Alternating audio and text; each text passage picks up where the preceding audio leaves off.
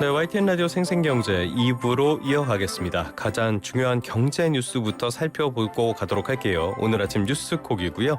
오늘 아침에 주목한 경제 뉴스는 바로 이겁니다.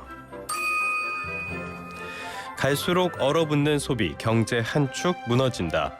우리나라는 경제에서 교육이 차지하는 비중이 상당히 큰 나라입니다. 그러다 보니까 국내 총생산, GDP에서 내수가 차지하는 비중은 경제협력개발기구 OECD 회원국 가운데에서도 상당히 작은 편에 속합니다.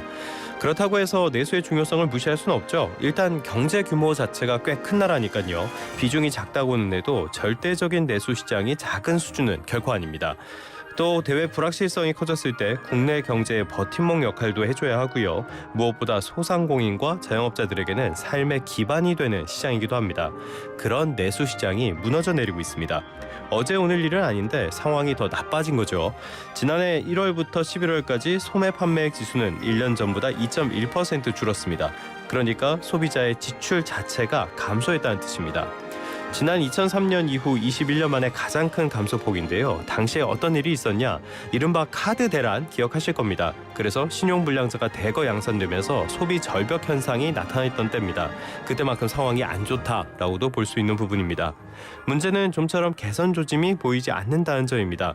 당장 윤석열 대통령의 비상계엄 선포 이후로는 가계와 기업의 심리 더욱더 위축된 상태입니다. 12월을 따져보자면 상황이 더 나빠졌을 걸로 보여요.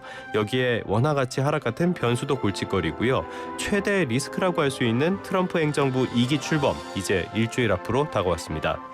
내수가 살아나야 소상공인, 자영업자들의 숨통이 트이고요. 생산과 투자에도 훈풍이 불 겁니다. 그러기 위해서는 무엇보다 정부 불안부터 해소할 필요가 있어 보입니다. 여기에 더해서 포퓰리즘적인 내수 부양책 확실히 걷어내야 하겠습니다.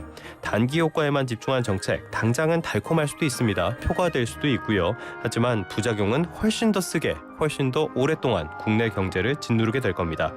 지금까지 오늘 아침 뉴스콕이었습니다.